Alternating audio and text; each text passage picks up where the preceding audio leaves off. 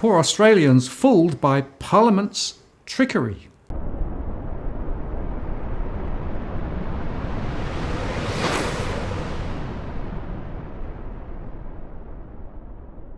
Martin North, John Adams, in the interest of the people. Hello, John. Hello, Martin. How you going? Pretty good. Good to see you back in the studio again, and yet again more trickery.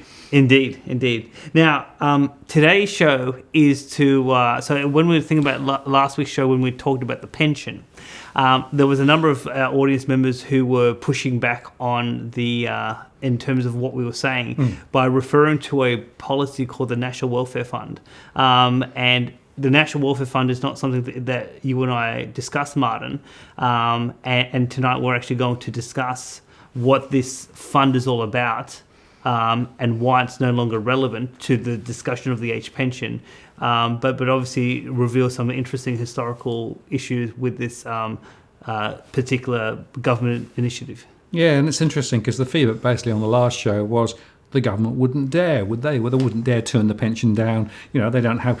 We've been paying for all these years, and then they said, well, actually, we've got this other thing as well, right? So actually, sorry to inform our audience, but that's not looking particularly helpful either. No. So there was a policy which was established established during World War II, called the National Welfare Fund, that was collecting money that was paying a whole host of welfare payments, including the age pension.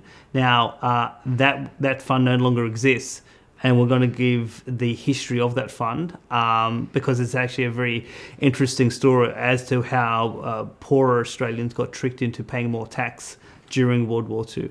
So this National Welfare Fund, in terms of it being a serious policy of you contributing to the fund through a special payment, that was only 4 specific years, from 1946 to 1950. And so from 1952 onwards, it was basically kind of like it is now. You pay tax, and that tax is spent this year on a whole host of services, including the age pension.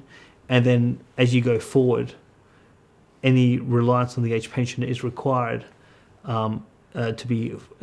So the financing of that pension is requiring tax to be paid in the same financial year.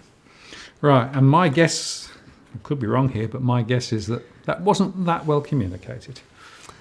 No, it wasn't particularly well communicated, because I was just reading something as I was preparing for the show, and there were Australians even up to the 1970s who were saying that they were contributing to this fund through these special levies, and the levy was gone by 1950. So all of these tricks again was to confuse the public, so that they would pay more tax to pay for these welfare programs. And so I actually have a special quote that crystallizes that point.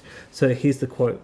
Though the tax on income was still called income tax and social services contribution, from that time the contribution, i.e. the levy, lost its identity as a separate identifiable levy. However, it had served a useful political purpose by gaining acceptance by persons in lower income groups. So lower income group people were basically tricked into paying more tax, because even on the tax statement it was called income tax and social services contribution, but there was no special levy or social services contribution.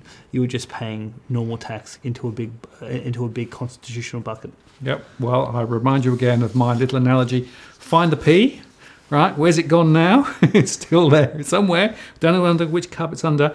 The point is, it's just misdirection, obfuscation. That's all, isn't it? Exactly.